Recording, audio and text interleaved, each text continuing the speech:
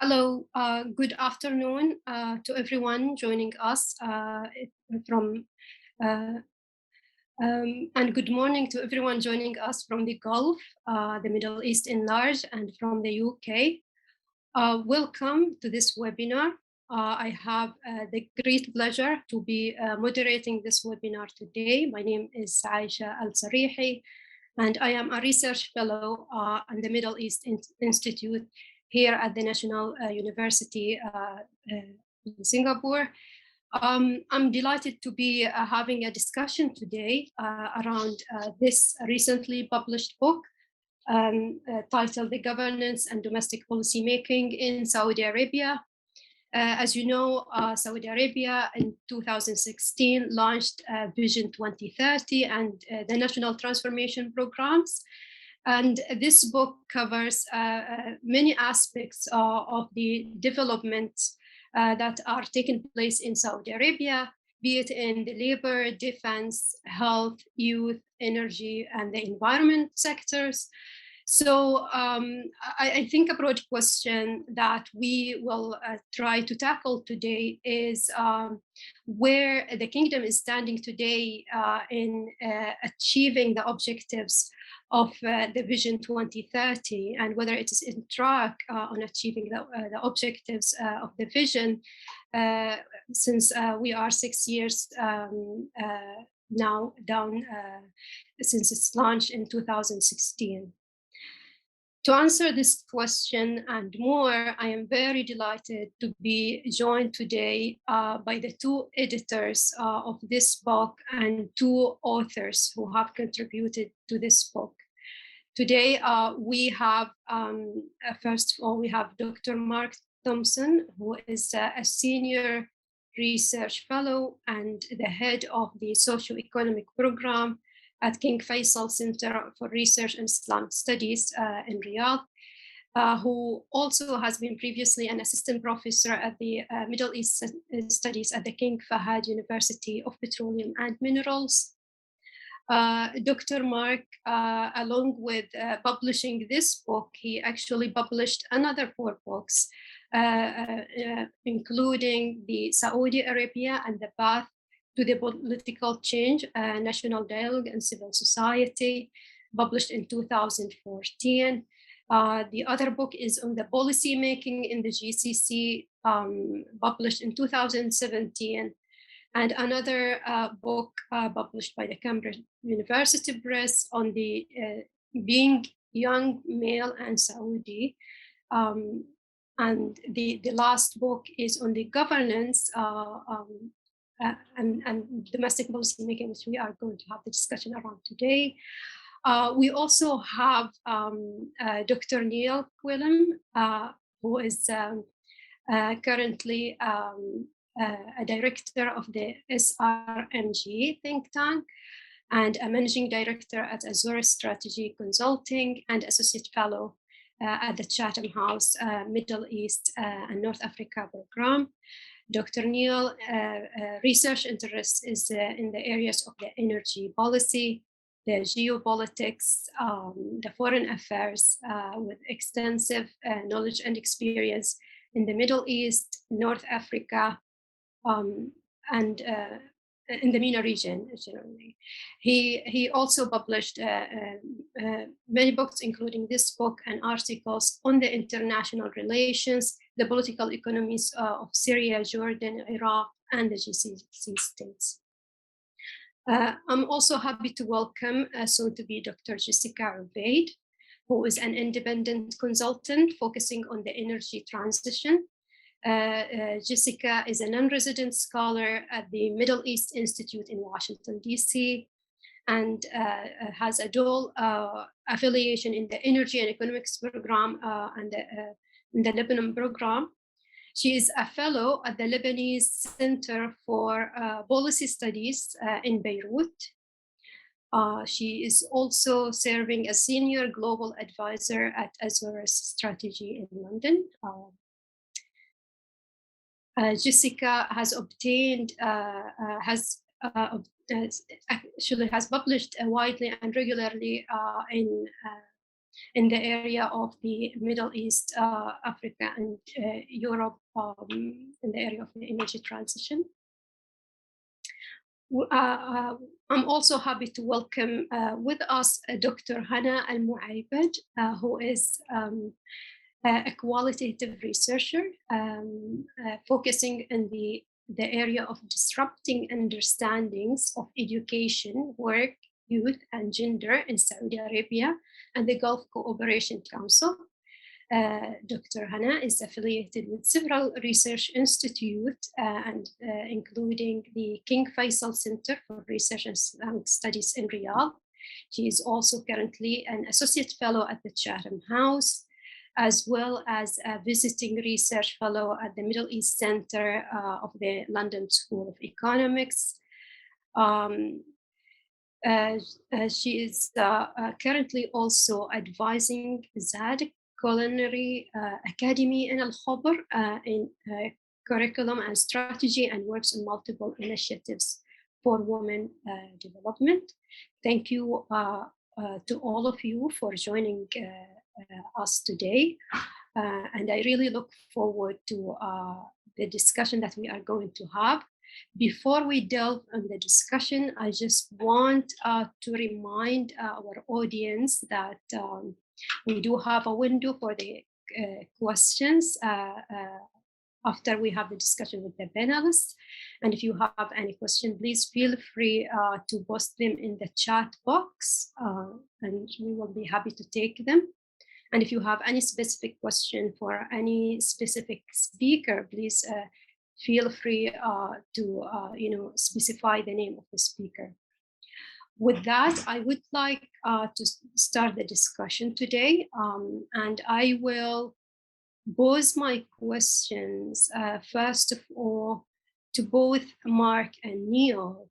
And I have two questions for you, and I'll leave it to you, like who wants to start first. The first question is, why this book? There are too many books published out there on Saudi Arabia. Some of them, the majority is focusing on the foreign policy and the geopolitical position of Saudi Arabia. Some of them has focused on the domestic policy as well. So that's my first question. The other question is that, in light of what have been discussed in the book, and also in light of the recent developments that we have seen or taken place in Saudi Arabia since the launch of Vision 2030 6 years ago, what are the major aspects of transformation the kingdom has witnessed so far? And do you think that the kingdom, or where the kingdom is standing today in achieving the objectives set in the Vision 2030? I'll leave it to you. Thank you very much, Aisha. Thank you for the introduction. Thank you for organizing this webinar. Thank you to the Middle East Institute at the National University of Singapore for organizing this as well. Apologies, I have a slight cold, but hello from Riyadh. But also, Aisha, you failed to mention that you actually contributed an excellent chapter to this book. So, you have as much to offer as all of us as well. Why this book? Well, as you said, there aren't a lot of publications which focus exclusively on sort of domestic governance and policy making in Saudi Arabia, especially across sort of different sectors, including the ones that you mentioned earlier. So I think that, this means that the focus of this book is quite new. And, I'd like to sort of quote what Professor Tim Niblock said when he reviewed this book. And, he says that, it provides a different level of inquiry from that of most other works, because its focus is not necessarily on the big economic and strategic issues facing the kingdom, but on the processes and problems of policy making on everyday matters. And very importantly, he stresses that for most Saudis, it is at this level that they experience most directly the impact of government policy, whether positively or negatively. And I think that's, that's a very important point, because obviously, you can't understand the way a state operates unless you study its society or societies. And in the case of Saudi Arabia, very diverse societies with differing norms spread over a very wide geographic area. And as you said, a great deal of this literature on the kingdom and the analysis, the reporting, there is often sort of a tendency to sort of highlight the high politics, if you like, rather than the low politics. But actually, as we all know, Saudi Arabia is an extremely young country in terms of its demographics, with something like, 60% of the population, under the age of 30. So, for the young people of Saudi Arabia, and what interests them, I mean, it's very often the important issues are actually those issues that are in the areas of low politics, whether that's education, employment, healthcare. And this necessitates us studying these areas because I mean this is actually what young people, what the majority of the population in the country talk about most of the time. So we hope that this volume, which is obviously is based on a workshop that we held at the 10th annual Gulf Research Meeting at the University of Cambridge in July 2019. We hope that it sort of is going to help us reach the sort of a better and more balanced understanding of the contemporary processes of policy making and governance in Saudi Arabia. Of course, as you said, Aisha, as related to Vision 2030, and very importantly, the National Transformation Plan. Neil, do you want to come in there? Sure, thank you, Mark. I will. And just to echo Mark's thanks, Aisha, for hosting us today. It's a real pleasure to be able to sort of discuss the facets of the book. I mean, Mark has really sort of mapped out where our kind of, I guess our key interests in the book are. And something I would just add is that given that way back in history, when I started looking at Saudi Arabia, it was actually quite difficult to move in and out of the kingdom. When I would do so, it was always quite difficult to sort of set up appointments and set up meetings. There's just been a massive transformation in that space. So sort of external academics to the kingdom, obviously of which I am, we've been able to sort of go back and forth to the kingdom very, very easily and begin to sort of move away from, speculating about succession, where we would all obsess, or about those kind of high politics as Mark has, determined it.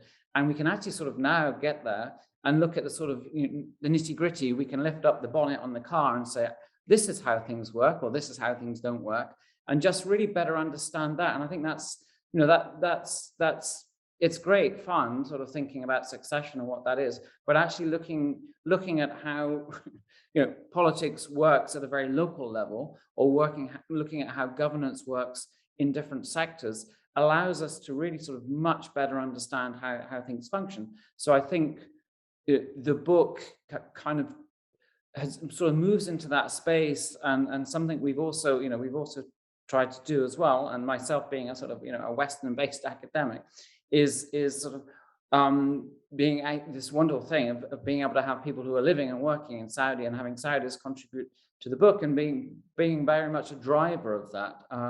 And again, that's a sort of relatively, for us at least, that's a relatively new thing. So we really want to get to better understand the basics. I mean, I was just thinking as Mark was talking, if we just sort of look at the UK and we just look at Boris, that doesn't give us a really very good idea of how things are operating in Newcastle or in Scotland at a sort of local municipal level. And that's really what's much more interesting than the theatre of Boris and all of those kind of elements. And I think to a large extent, that's what the book is trying to address, get much, much deeper into understanding how things function. And Aisha, in terms of your second question, which sort of leads on from what Neil was just saying there, the major aspects of transformation the kingdom has witnessed since the launch of Vision 2030. I think something that's very often missed outside the kingdom, but something that those of us who live here permanently see every single day is the way that the vision has changed has changed mentalities, has changed the way that people think about their lives, think about their futures, think about opportunities and what have you, and that has been enormous, and the changes have been so wide ranging. And of course we've seen the way that the labor market looks now, and how different that is, with the numbers of women going into work and the numbers of young Saudis who are now in employment. We've seen the huge social changes that have taken place right across the kingdom. Young people, especially young men, for example, they now have places to go, they have things to do. There's entertainment and what have you. I was in Taif last week, and there's sort of a whole range of sort of new areas that have been built, with coffee shops that are actually run by young Saudis, with young Saudi waiters and waitresses, and I mean just massive changes, and very positive. So the way that these sort of mentalities have changed is extraordinary. And you do see now that there is this optimism, there is this sort of drive. There's what I call a sort of the Riyadh vibe now. I remember living back in Riyadh, many years ago, and even residents of Riyadh who love Riyadh used to talk about it being the most boring city in the world, and everybody would leave Riyadh as soon as they possibly could to go whether to Sharqiya or to Jeddah or to Dubai or Bahrain. And now it's completely the opposite. Everybody's coming to Riyadh, so it's a massive change. Are there bumps in the road ahead? Are there challenges? Of course there are. And most definitely, and I'm sure we're going to get into some of those in more detail as we have this discussion. But I think, I think that, you can talk about the sort of the tangible things that we can see change, whether there's been success here in this sector or that sector. But I think for me, what is really important is these sort of intangible sort of changes to sort of mentalities, intangible changes to sort of the way people now think about their futures and what have you. So to give an example, I was, as you mentioned, I used to teach at King Fahd University of Petroleum and Minerals, and I was out with some of my students not that long ago who I taught in 2013, but who now all work in Riyadh, and they were saying to me, they said, well, if you remember when you taught us, our futures were very sort of determined. It was a case of, graduate, join Aramco, get married, retire, die. And that's a joke, but that's actually very true, because now when you talk to young people here, the opportunities are there are so many more opportunities. There's so much more sense of what is possible now as well. Neil? Yeah, I mean, just to follow up, Aisha, when you asked, almost like for a scorecard to sort of see how much progress is being made. I went back to some of the sort of publications that come out from from various think tanks, including the King Faisal Center, and to be honest, it's quite hard to come up. I mean, there are so many KPIs right across the piece. The transformation that's taking place is massive. It's multidimensional, multi-layered. So I came up with a very short list of things which I'm just going to sort of share with you now. They're just a handful. Some of it is because the data is just simply not available, and I think the best way to sort of characterize what's happening is looking at aspects of sort of what you might call sort of enabling the environment for transformation or transition. I think those are the sort of tangible intangibles, if that makes sense. I mean, you can sort of you can know what they are, but you can't really capture the effect. So I think that's critical when we're thinking about this. And any country that's trying to introduce major reform, there are always going to be issues and problems. I struggled to get into work this morning because we have tube strikes and various things going on. So these things are sort of fairly normal. But just to list a couple of things. One of the targets for Vision 2030 is to open up the kingdom for business. One piece was to increase the private sector's contribution from 40 to 65% of GDP. That currently sits at 50.5% of GDP, so some progress there. To rise from the current position of 25 to the top 10 countries on the Global Competitiveness Index. There are issues in and around the index. We won't go into that, but you know, there are some of those. The Kingdom moved up 29 places in the World Bank's Ease of Doing Business Index in 2020. However, in the GCI, it deteriorated, or it dropped from 29 in 2016 to 39 in 2018. So, you know, it's not a linear path there. We have issues with indexes anyway, for various reasons. The Kingdom wanted to raise, or that the Vision wanted to raise its global ranking in the Logistics Performance Index from 49 to 25, and ensure that the Kingdom is a regional leader.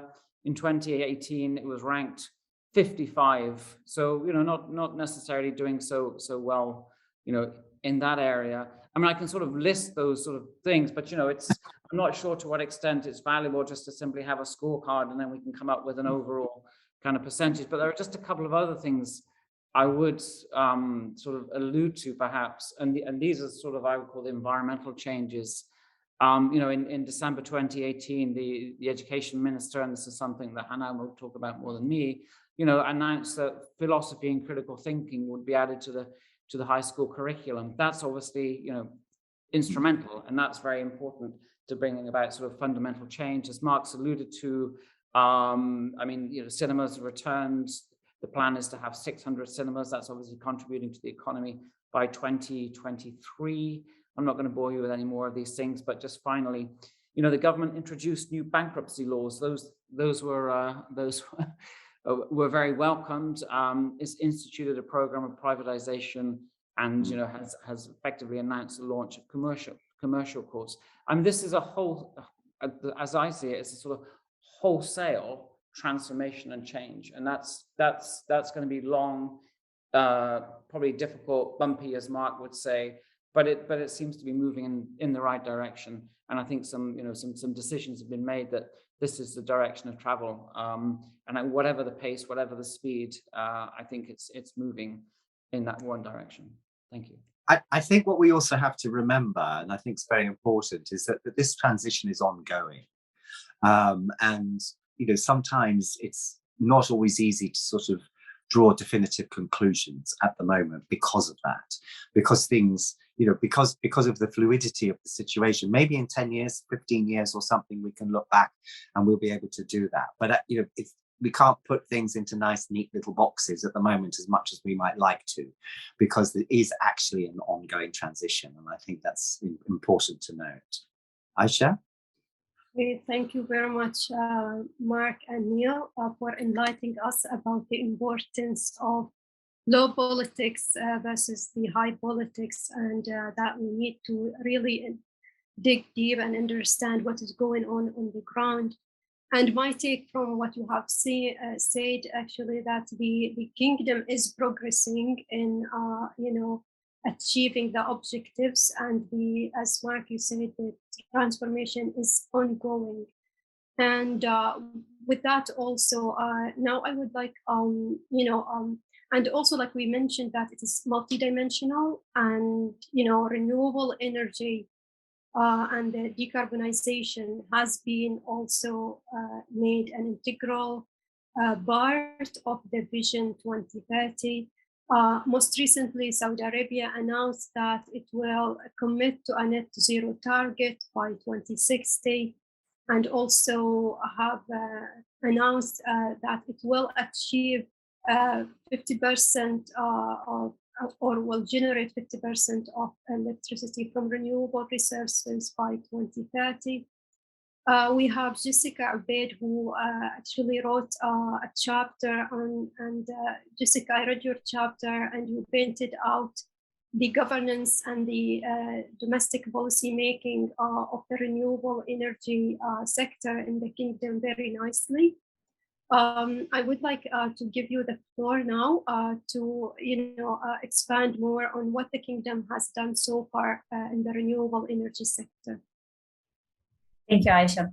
I'm going to start by saying why this chapter matters in the entire governance of Saudi Arabia. So we know that to go into a journey of energy transition, we need a lot of investments and a lot of money. So expect economies that have excess revenues to have an easy sort of implementation of renewable energy and energy transition. Yet when we look into the experience of most hydrocarbon-rich economies, we find that they actually struggle with sustainable development, they struggle with renewable energy, with energy diversification, and so. And then we see that there's a direct correlation between sustainable development goals and renewable energy and the energy transition in general and good governance. So when we look into also the governance of the oil industry in Saudi Arabia versus the renewable energy industry, we see quite many differences. The oil industry is kind of heavily dominated by Saudi Aramco, but we see in renewable energy there's endorsing of public auctions, more promotion of public-private partnership, private sector engagement, and kind of creating an open market environment.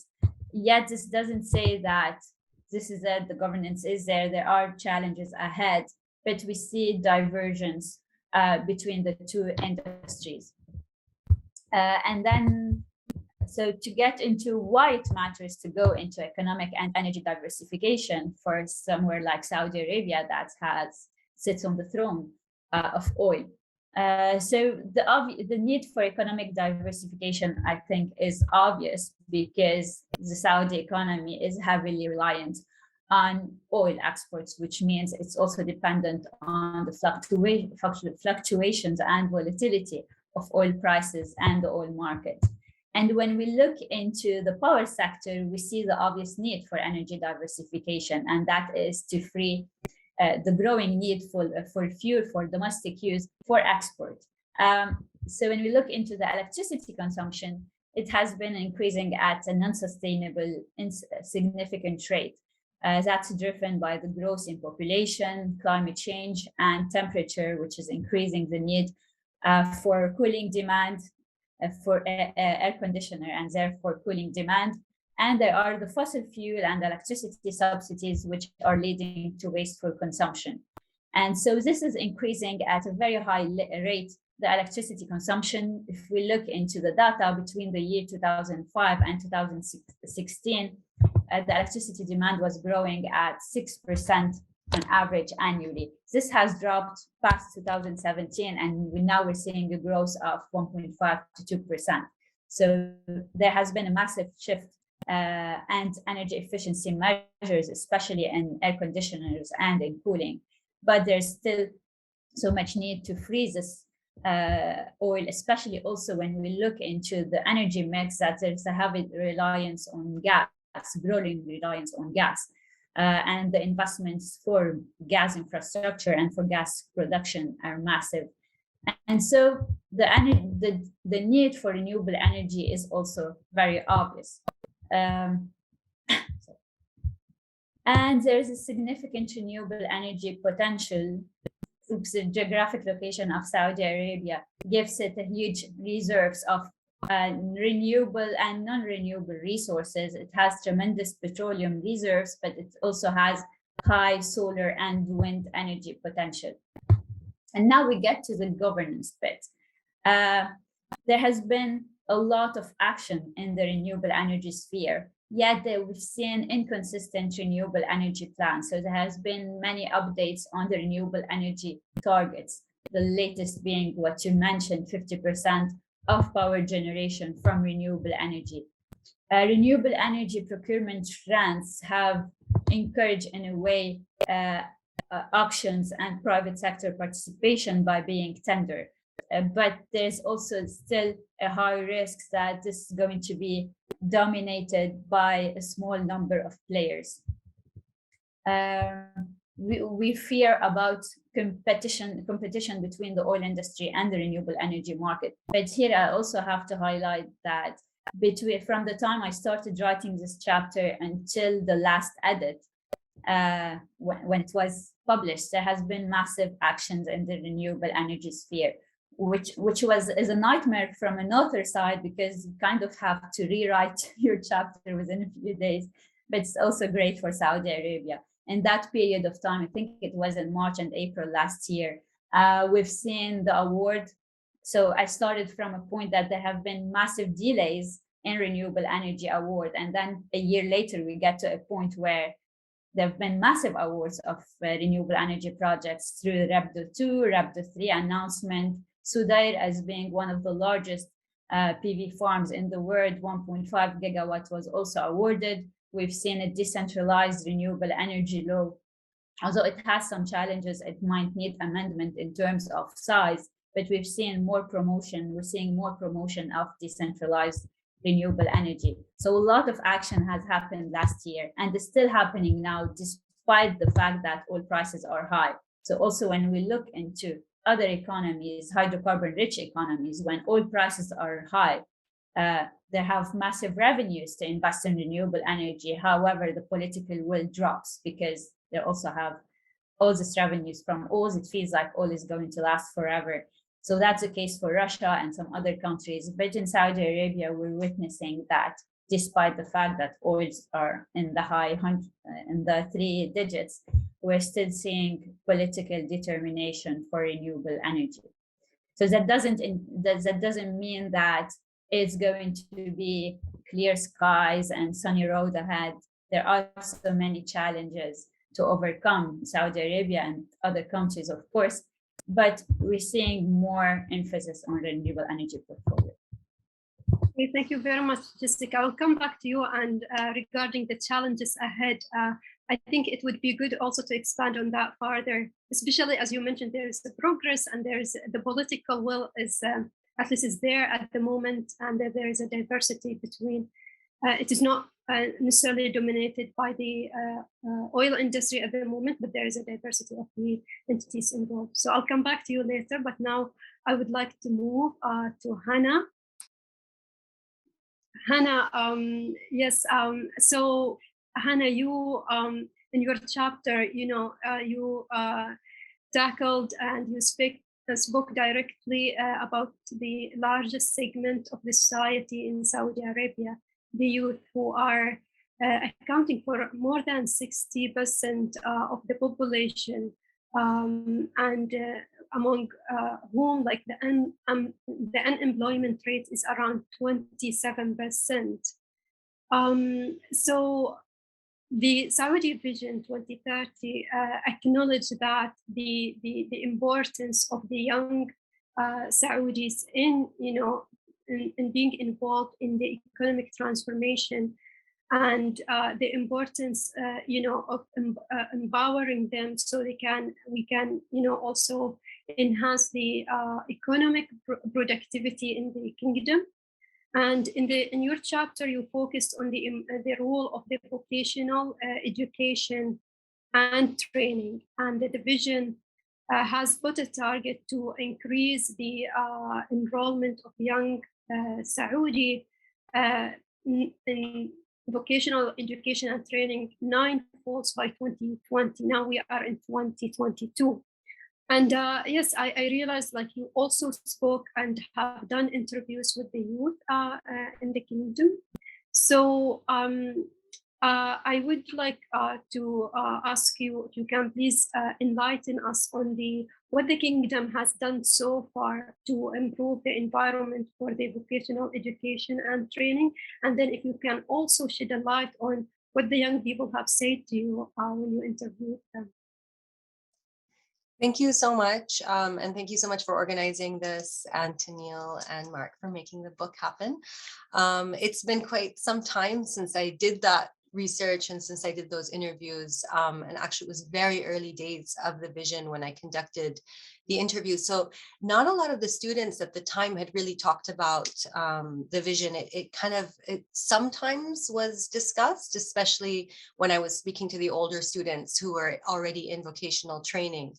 But in general, I think there's definitely been progress made on paper. So kind of like thinking about what Neil was saying in terms of being wary of numbers and indices. I think the numbers look great, and I think a lot has definitely changed. There's been incredible progress. So, I mean, I think there was the last report that was issued by the TVTC, so the Technical Vocational Training Corporation in 2020, highlighted that now 22.7% of high school graduates enrolled in TVET in 2020, in technical vocational education and training, which was a huge win for them because the target was actually set at 12%.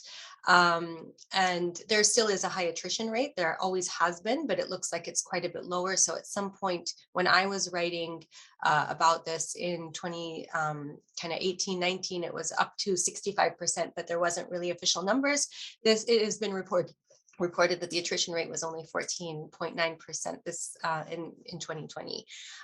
There is an expansion of strategic partnerships to offer training to young people, so not just within the state-owned vocational training centers or the semi-state-owned vocational training centers, but also new strategic partnerships with different international organizations.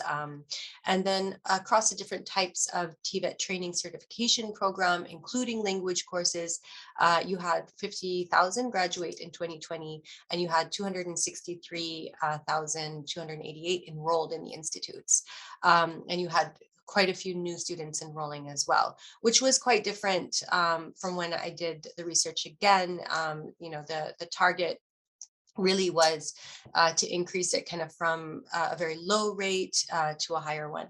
I do think that when we look at education in general, technical vocational education in Saudi, and all of these things, we need to be very aware of kind of what the definitions are. So TVET in Saudi looks different to TVET in other countries. So when we look at the numbers of people going into vocational training in countries in Europe, such as Germany and Switzerland, where there's a long history of going into this type of training, they'll look different because people start vocational training much earlier in their kind of educational journey in those countries. And there's also a long history of kind of families continuing on with different crafts. However, within the kingdom, it's more of an option between a post-secondary option. So when you graduate high school or secondary school, you then choose, do I go into vocational or do I go into academic? And there's been a lot of changes in that space, I think, as well, because I think that there's just a different outlook on what skills are valuable in the marketplace because of economic changes. So I think that in the past, you might have had everybody aspiring, and this is what most of the young people that I spoke to would say, aspiring to be doctors, engineers, potentially work in military. But now where the opportunities are more in creative sectors, scholarship opportunities are in the creative sectors. So your aspiration might now be to be a chef or to be a musician. And I think that just that center of social status and prestige in terms of what your vocation or your job or your profession will be has shifted a bit. Not fundamentally, but there are definitely shifts. And it's interesting because while I was doing my research, there was the vision, but there was no education program. It was there was a placeholder for it. The Human Capability Development Program wasn't launched until September of 2021. And in that, the challenges that I highlighted in my research and in this chapter were still the challenges that we were talking about. So despite having so much progress, we still have those same challenges. So, I mean, I can even think about the narratives that I heard from the young people. I kind of divided it into people that looked at vocational training as a dead end or as a career stopper, but some looked at it as an alternative and a welcome alternative. I think we still see that those are the way people view pathways. Maybe now those are shifting. So you do have more people going into this. So you have definitely a lowering of those barriers into going into vocational training, but also a redefinition of what vocational training means. So yesterday I was looking at the announcement of training 100,000 people in Saudi Arabia in the tourism industry. Well, that training wasn't available before. Can we classify it as vocational training? Where is it happening? These are all kind of fluid terms that are shifting. And I think it's very interesting to see those shifts. What I think hasn't changed is the way we think about students as vessels to put information into. And for me, kind of looking at this through kind of sociological lenses, that I think we're separating the skills we need from the young people that we need to train. And I don't think that that's changed at all. And within the Human Capabilities program, there's a lot of talking about how to help students make the right decision and help students kind of through these pathways that lead to the jobs that we need or the professions that we need. And I do think that, you know, we can probably do more justice to these young people by thinking about what their needs are and their life journeys as well, instead of just kind of thinking about what economic outputs we need them to produce for us. So again, there's so much progress that has been made. But I think that the education space is still an area where there's a lot of work that needs to be done. And the Human Capabilities program actually really outlines that very clearly. So maybe when I wrote this, there wasn't really a clear roadmap. There is one.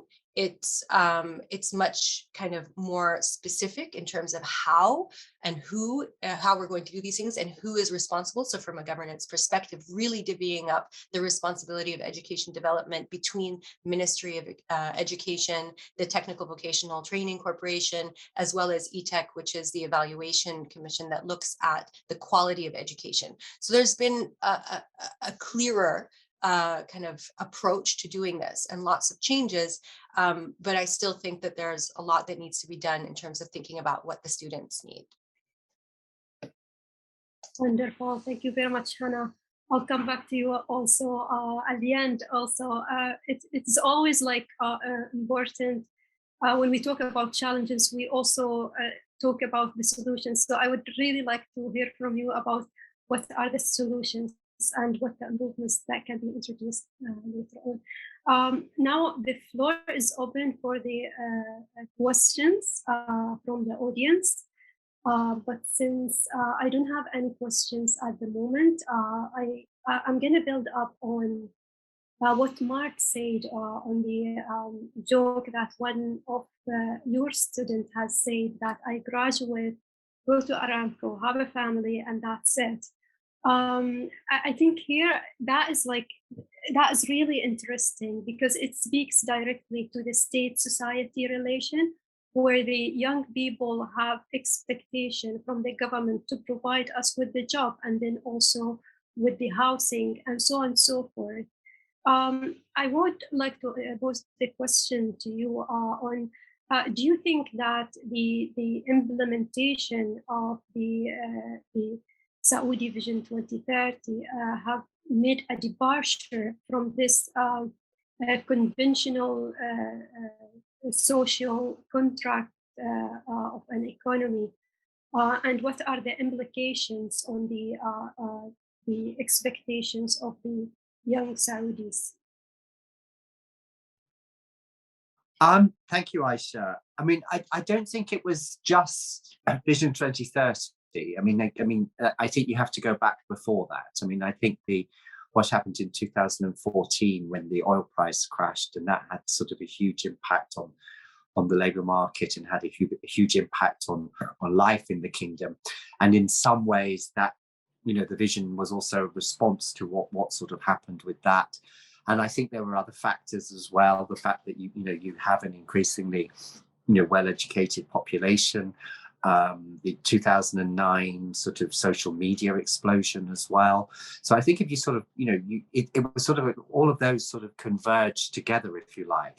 And that obviously led to, a lot of young people sort of rethinking, if you like, their place in society, or what they could contribute, or what they wanted, or how they saw their futures. And I think that was very interesting, because I saw this, on a daily basis with my students, how they were, how their way of sort of seeing their individual identities was also changing because of all of this. And you know, Hannah and both Hannah and sort of Jessica sort of raised the point about, you know, how, you know, writing something like this for a book, and yet it's all changing very, very quickly, and that's something that's very, very true. But I think that, you know, going back to your point you just said about sort of, you know, sort of you know, sort of graduating and then having a family and that's it. I think, you know, in many ways, a lot of that also had to do because there wasn't really any sort of awareness of sort of other options. Things were very limited in terms of what you could do, what you couldn't do, what your family expected you to do, and what have you.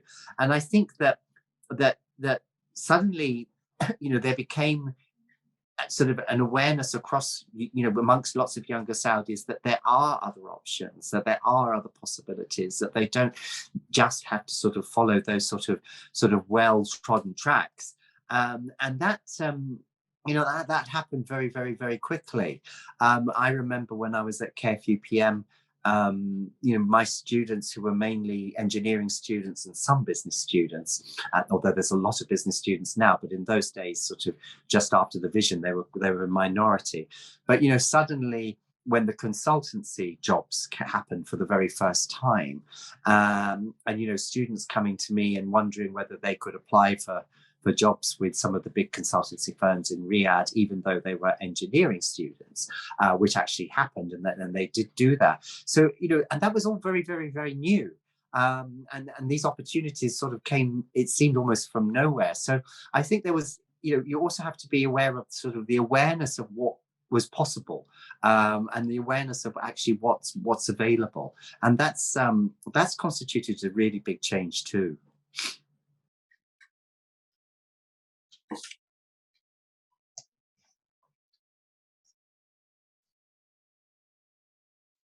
I think you're muted.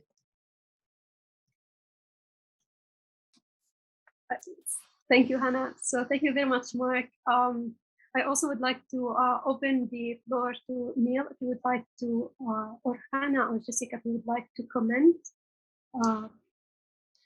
I'd love to comment on Mark's take, and I mean, I think that Mark, obviously, in working with young students for so long and young men for so long, has an incredible insight as to, you know, kind of what the sentiments were and how they've evolved.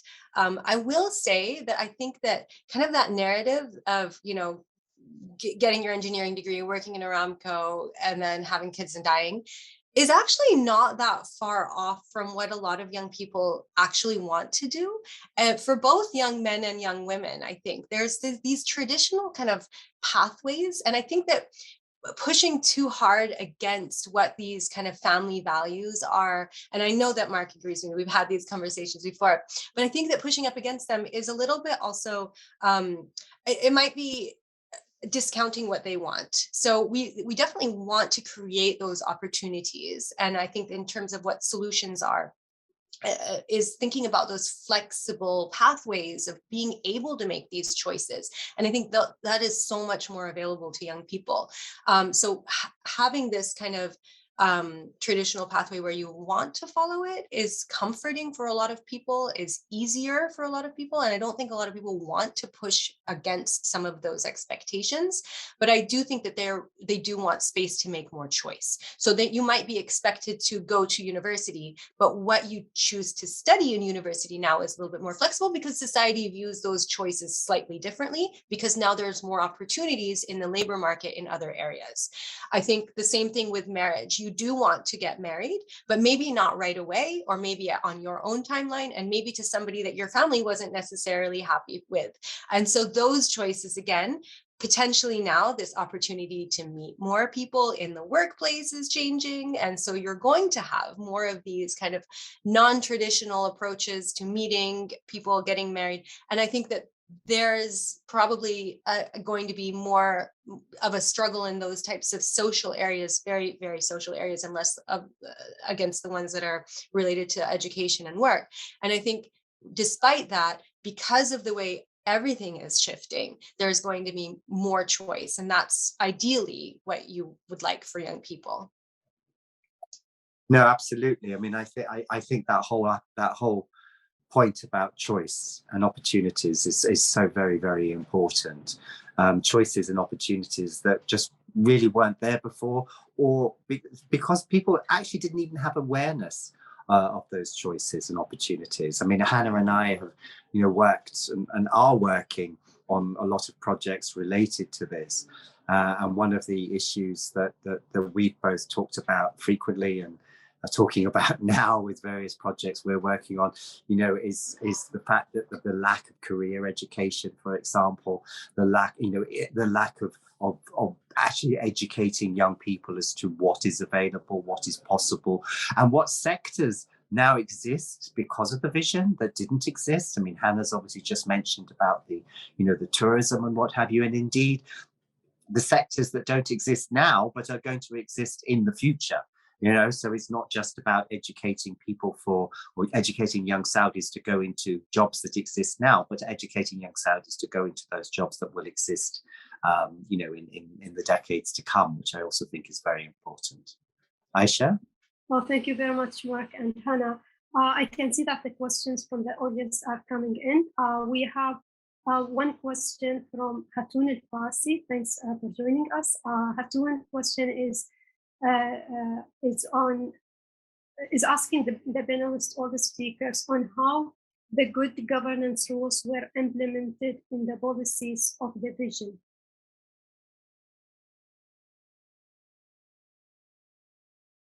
And she is clarifying a bit more how firm the good governance rules were truly applied.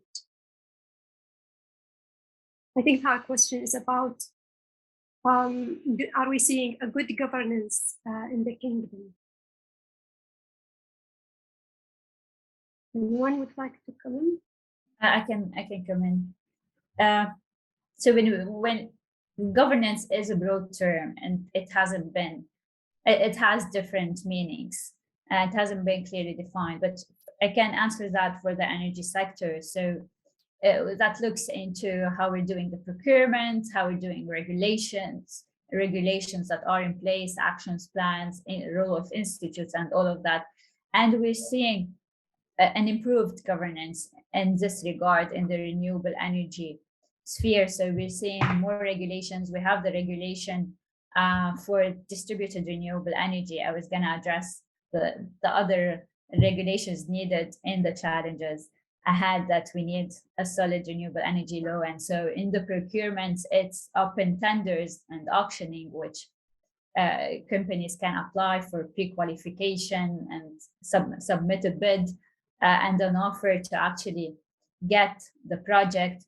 We're seeing in terms of building more investor confidence and building more citizens' confidence. So that's definitely an improved governance in a way. Thank you very much, Jessica. I have another question from Asif, and it is, sorry? I think Neil wanted to ask something. Please, Neil. Sorry, could I just come in on that point? If we park the idea of good governance as the World Bank definition, and we just look at governance as a whole, something that Mark and I have looked at separately is this idea, I think, since Vision 2030 has come into being, that a new generation or a younger generation of leaders have been selected and put in positions and have been somewhat empowered to push through decisions, and we've seen that in the creation of hybrid institutions that are given specific tasks. And in some ways, I'm just putting the word good aside. In some ways, that's been enormously beneficial, because it means you can just sort of railroad through bureaucratic process or circumvent, bureaucratic blockages, which would typically, prevent or frustrate policy and implementation. But at the same time, there's a risk or a challenge that comes from that, and that's unless you have policies, procedures, and processes in place, then things can sort of go awry, or the train can come off the tracks.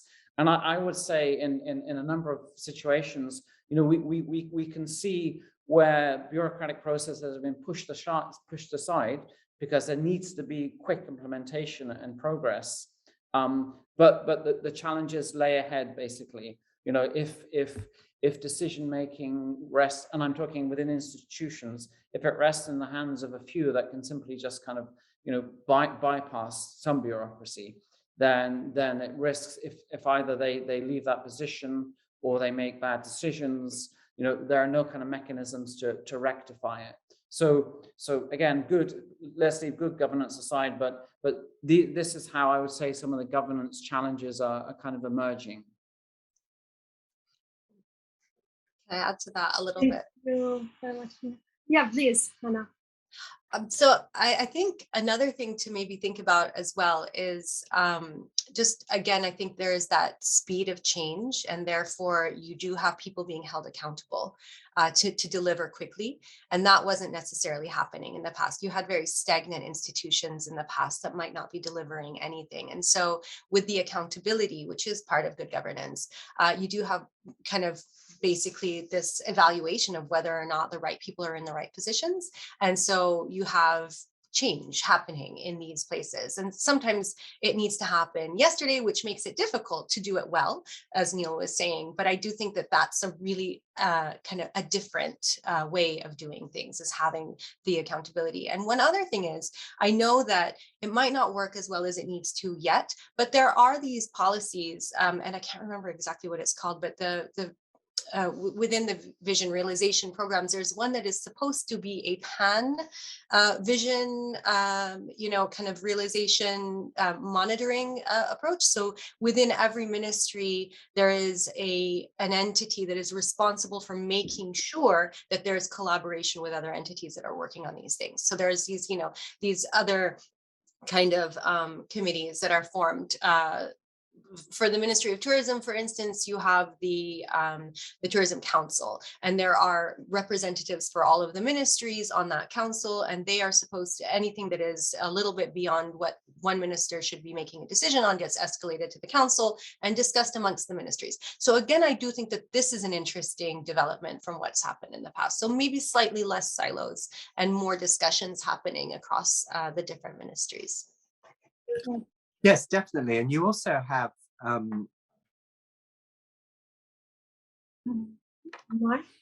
yes, sorry. Yeah, definitely. Just to follow on what Hannah and Neil were saying there, and what you have to remember as well is that you also have, you know, the huge numbers of scholarship students who have fed into the system in the last few years and what have you, who also have understandings about what governance means and have an understanding about accountability and transparency and best practices and things like this, because they've been educated as such. So this is as well has had sort of an impact on this, definitely.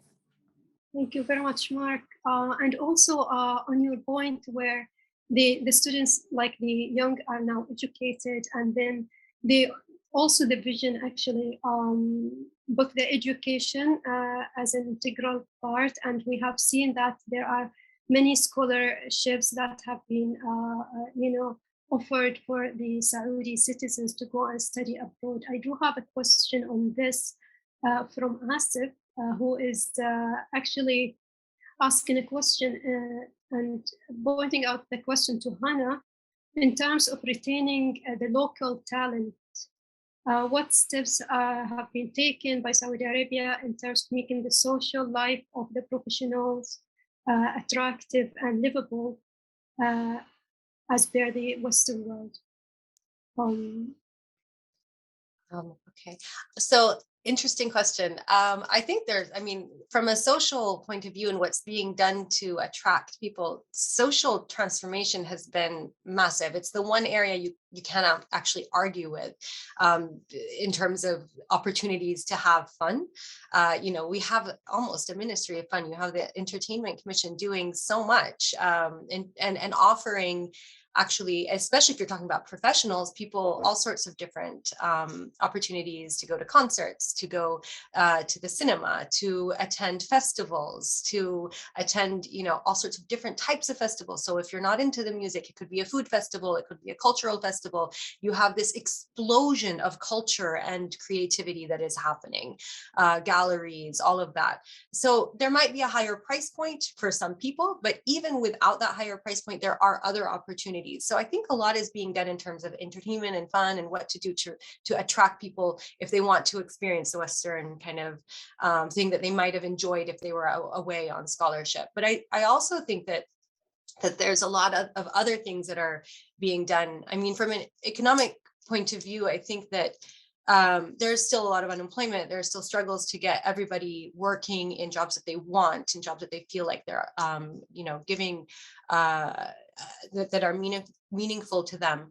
However, there are so many efforts that are being made to really kind of find new opportunities and new outlets and support for small and medium enterprises, training opportunities to upskill, training opportunities to specialize. There's a little bit more of a life course approach to education, so you can continue to learn and continue to find new opportunities.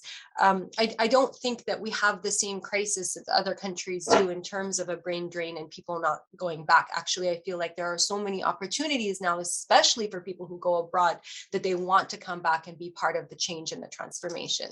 It might be more people in the more rural parts of the country, and maybe Mark can speak to this a bit more, that are struggling to find that meaningful work, that are maybe not looking for a Western form of entertainment, but are struggling to really actually be part of the vision and this change that's happening mostly in the cities.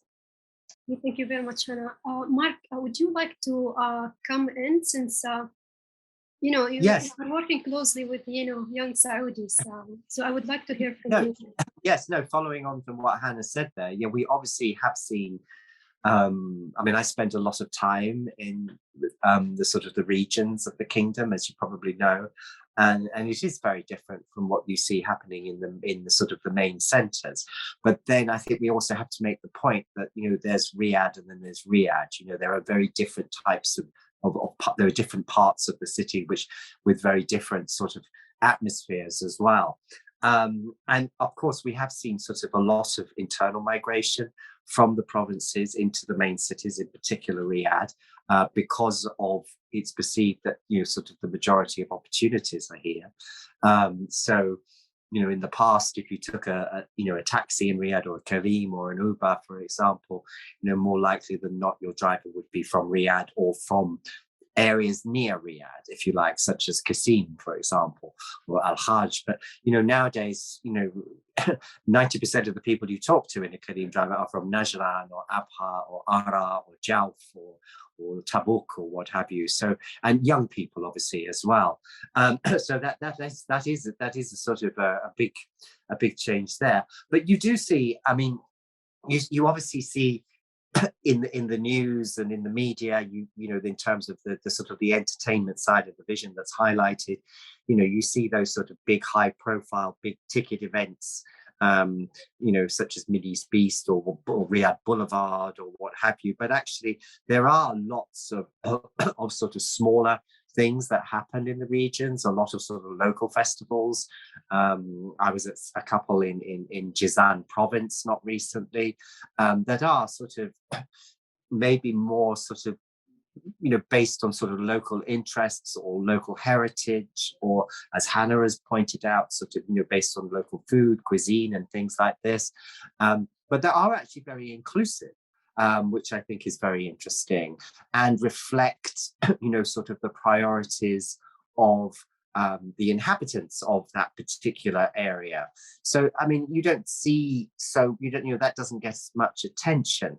But that's, that is also happening, which I think is very important. And I think, that at times when it comes to, how, the changes and the vision and what have you, I think, I think that sometimes there's an assumption maybe that some of these changes are based maybe on sort of regional changes or sort of urban-rural divide and things like that. But increasingly what I see in the research that I'm conducting at the moment, for example, is that actually, there seems to be a lot of this is actually more generational than anything, and less, say, urban rural, if you like, but actually sort of between the generations, which I think is interesting. But again, this is quite fluid because it's all ongoing.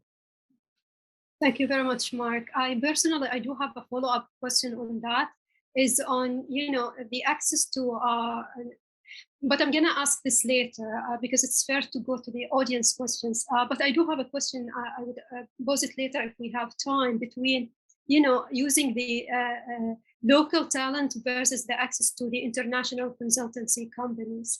But before that, I do have a question from my colleague in the Middle East Institute, Clement Shea. Clement have two questions, one for Neil and the other for Jessica.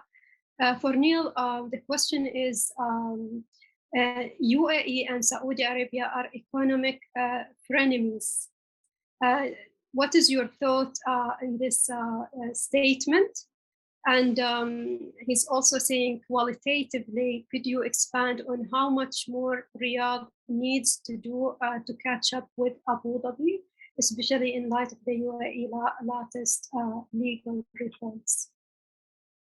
Thank you for the questions. Sorry, Aisha, could you just repeat the last part of the question?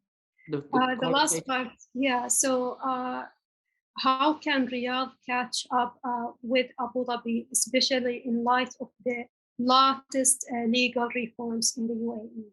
I see. Yes, great. Thank you. Frenemies, I think, probably captures it quite beautifully. I think that's. I think we've seen the relation go pass through various contours over time, and more recently over the past 18 months, we've seen how the relationship has sort of played out geopolitically, regionally, through the kind of OPEC prism. There are clear differences there, and I doubt that competition will subside. I mean, there's an alignment of interest on certain issues, and I think as with any neighboring states, there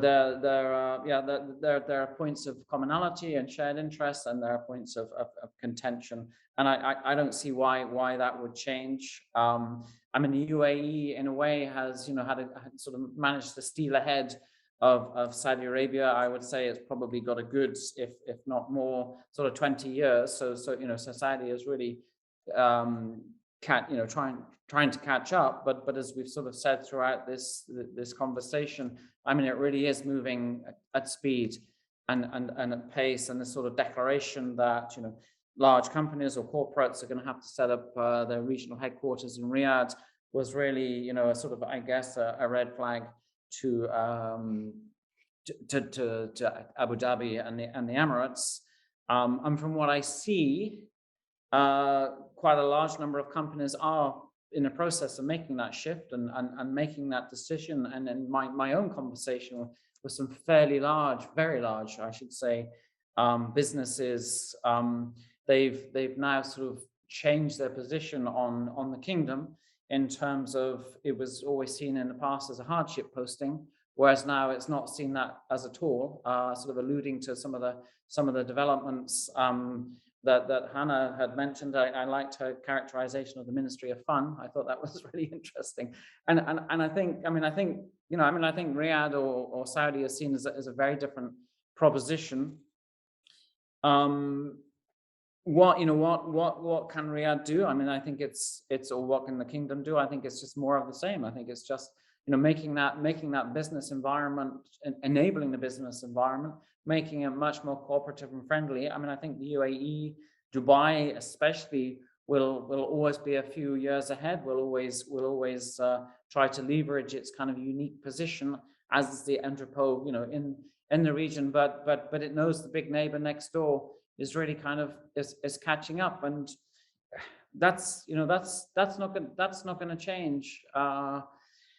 I think, as Mark said, probably, I mean, when I first went to Riyadh and I lived there, well, I lived in Jeddah, but that was, that was some years ago. People did want to get out of Riyadh, and they were hopping over to Dubai or Bahrain, but I think that the flow of traffic is really quite different. And as the tourist sector develops, there's some skepticism around that, but that certainly seems to be making significant progress.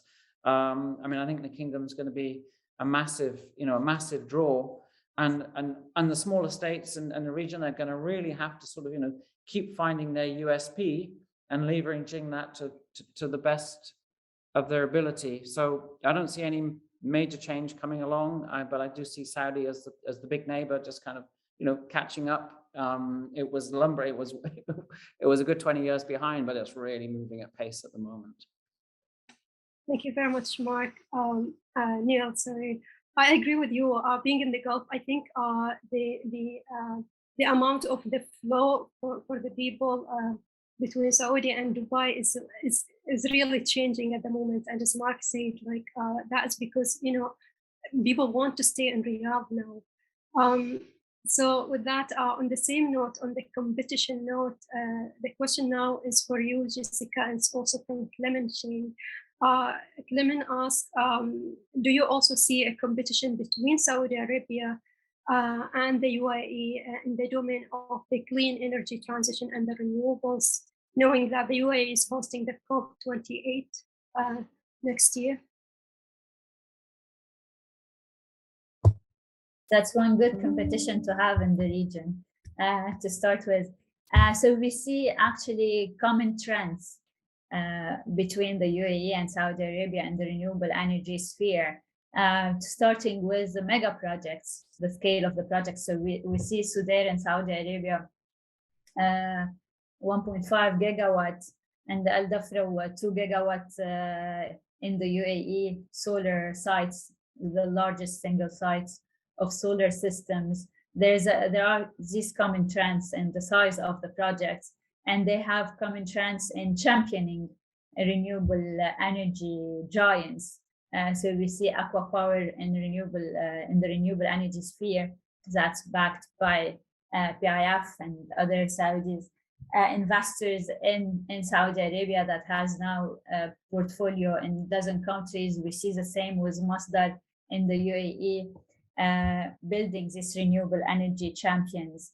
It's kind of a competition in terms of meeting faster the renewable energy targets, the climate commitments, and who's going to be the leader in climate in the region. But that's really a good competition. We would like to see more interventions and measures in the climate sphere in general. So yeah. I agree with you, Jessica. We need competition, but a healthy competition. Thank you very much. Now I don't have more questions, but I do have a follow-up question. And I saw you, Hannah, smiling. I didn't know if you wanted also. No, okay. So, okay, it's also for you, Hannah. The economic diversification also doesn't happen without enabling the innovation, and the division also spoke about the importance of enabling knowledge-based economy, and actually the kingdom has done a lot actually to enable the business environment, and especially for the small medium enterprises. Actually, it put a target to increase the contribution of small medium enterprises in the GDP from 20% to 35% by 2030. And actually, from your work, you identified that the kingdom has done a lot to create the business infrastructure and the regulatory frameworks that are necessary to enable small medium enterprises. But again, even with that, we don't see enough innovation or innovative businesses are taking place in the kingdom. do you think that there is a gap between the speed of what the government is doing and for the young people to catch up of what the government is actually doing? And Thank you. yeah, maybe the other part of the question is why we don't see innovative businesses in the kingdom. Yeah, thank you. I don't know that it's necessarily a gap between, what the government is doing and whether or not youth can catch up or keep pace. I think that there's capital that is concentrated in certain parts of the economy in certain sectors. So if you want to innovate in technology, then there's money that's going to support your SME. But if you're innovating in other areas, then you're probably not going to see as much capital. So the space of venture is really, it's a buzzword. People are really into it in the kingdom right now. Everybody's trying to be a venture capitalist. And kind of find the next unicorn. And I think that one of the major issues is people are actually kind of reinventing the wheel, as you mentioned. The innovation side of it is quite low, and that the measurement, of how different or cutting edge these new companies are it speaks for volumes, right? There isn't a lot happening. But I do think that goes back to the education system. Again, we are telling people kind of what to do. There are more opportunities now to make different choices, but for the generation now that is coming up to trying to get into, maybe starting their own company because they can't find a job. So one of the big problems is unemployment. So let's open up this SME space. Let's try and deregulate. Let's get people starting their own companies, but really that's, a band-aid for the unemployment, and that's the small growth. And the growth is a product of the fact that we're expecting the education system to produce people that are going to do very specific things in the economy, when that doesn't necessarily happen. Like, I don't see a linear connection between investing in education and economic growth, but a lot of people do argue for that. I think that you need to invest in kind of education space in teaching people how to think differently, think outside the box, think critically. Introducing critical thinking as a curriculum is interesting, but it's not going to help young people engage with material. They need to be thinking critically throughout the education journey and from a young age, and having access to extracurricular activities, and having access to problem solving through sport, through music, through other challenges, debate, through, these things that really help people grow and problem solve. And that will turn into innovation and problem solving in a meaningful way within the kingdom. And you will have those small companies turning into medium companies and growing and being the next thing. But without focusing really on the education sector, and not just what we're teaching, but how we're teaching and why we're teaching, and the kind of choice that needs to come with what people do with that knowledge, we're not going to see a lot of the innovation, in my opinion. Thank you very much, Hannah. Now I do have another question from Hatun El-Fasi. I think her question is about, do you think, and this is for all, do you think that the economic transformation or the vision is implemented evenly across the kingdom, or are we seeing the people moving more to Riyadh to find jobs? And do you think that is sustainable in the long term? And I think if I can add also, that goes in line, with the building of the mega projects in the kingdom, like Neon, the Line. Do you also think these are, helping to progress towards a more sustainable economy in the long term? I think it's just to answer. Yeah, I mean, I think it is uneven, but like I said before, I don't think it's just a case of saying, the main urban centers, Riyadh, Jeddah, Dammam, whatever, and there's differences within those cities, so it's uneven within Riyadh, for example, because Riyadh is an enormous city now, and there are very different parts of Riyadh. So I think by the nature of the transition, it's not good, it's impossible for it to be even. But I don't think it's as straightforward as just as saying that it's solely, all of Riyadh and the rest of the country, because I think there are very big differences even within the capital. You only have to go to certain districts such as Nassim or Sawaidi or whatever, Dar al Laban, whatever, and you see those differences. So I think the unevenness is an intrinsic part of what's happening, but it's as I say, it's not just between the capital and the rest of the country. Mark, can I ask you a follow-on question? Sorry. So the natural follow-on is what are the consequences of that unevenness? You're better positioned where you are than I am, sat in London, to sort of answer that. How do you think those things will sort of play out? I mean, you travel around the kingdom a lot and carry out research. So maybe you've got some great insights to share. Thank you.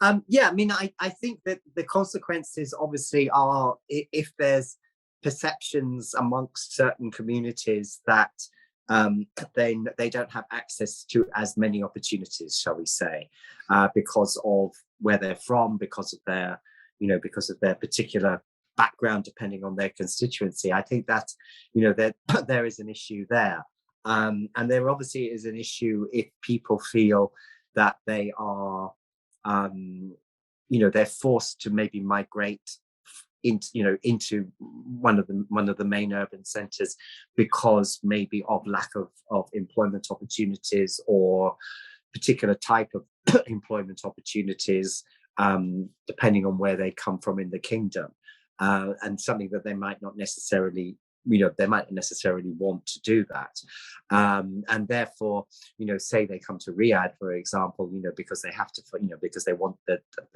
type of job that they want is not available in their hometown or what have you, but then the cost of living in Riyadh is much higher, for example, than it would be if they'd stayed in, Abu Arish or somewhere like that. So yeah, and that's all very much, that's part of this unevenness.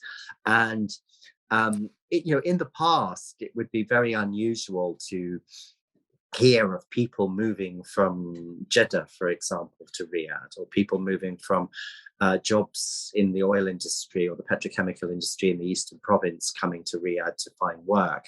But that's now something that is actually very common and that you actually hear all the time, because so many of the opportunities are Riyadh based. So that obviously raises questions, about sort of the centralization of a lot of these things in the kingdom, and whether or not that's a good thing for the kingdom. Are you actually then sort of, and also, going to just sort of the sustainability of sort of living in the kingdom. Jessica was talking about, air conditioning and sort of those types of things. And we know what happens when you get, sort of this enormous amount of people moving into Riyadh, and Riyadh is what, sort of around 8 million now, and growing all the time. Is that sustainable in the long term? I have questions about that. You only have to drive on the highways out of Riyadh, either to the Eastern Province or to Jeddah the other way, and it's just one long line of lorries all the way to either ports on either side, with everything being brought, all the goods that are needed, everything being brought into the capital. And I remember talking to, when I did research of my first book, sort of, well, a long time ago now, but talking to sort of somebody then who was discussing, the problems of, sort of, is it sustainable to have this enormous population here? I don't know. This is obviously, these are questions for the future, but I think very important ones, certainly when it comes to sort of water, electricity, all of these types of things. Thank you very much, Mark. We have less than 10 minutes to end this webinar. I would like to ask Jessica one more questions on renewables, given also my background on the renewables and the climate policy and the politics. So Jessica, again, back to the renewable energy target, the 50% renewable energy target. Now currently, if we look at the electricity generation capacity in the kingdom, it's around 80 gigawatts. And the current electricity generated from renewables is around 1 gigawatt. I think it's around 700 megawatt. But now we need, like, with the 50% renewable energy target, we are heading to something like, 40 gigawatt within 8 years. Are you optimistic that, we will achieve that targets on time? Well, considering also the capacity factor of renewable energy, we're going to need a lot more than 40 gigawatt to meet the target. And that's coupled with the increase in electricity demand by 2030, and that there's a race across Saudi Arabia and other Gulf countries and in the region to add capacity. So that is an ambitious target, considering that 2030 is almost 7 years from now. But because it is ambitious, we do hope that if we do get to half of it or more, that's going to be also massive. So we're now, if we consider the pipeline of projects that have been awarded and planned and that have reached financial close, we have some 5 gigawatts. But of course, investors would need more visibility on projects to come, more solid action plans on how the target is going to be reached. And a lot of investments are going to be needed, which needs investors' confidence as well and solid regulation. And it's going to take a lot of stakeholders to meet this target and different renewable energy models. So it cannot just be aside from the importance of mega projects, but also distributed renewable energy systems, although they're quite smaller, are going to also play a role. So it's going to be a need for a huge push in all different models and to get all different stakeholders on the national and local levels and regional levels to grow and get to this target. Thank you very much, Jessica. So we don't have any further questions from the audience. But personally, I do have other questions, but because of the time, I think it is good, like we finish our webinar here. I would like to thank all the speakers for joining the webinar. And I would like also to thank all the audiences who have been there. Also, special thanks to Sharon Kong from the Middle East Institute for organizing this event and making it happen. And with that, I wish you a happy day ahead. And thank you again. Thank you, Aisha. Thank you so much, Aisha. Thank you very much, Aisha. Thank you so much.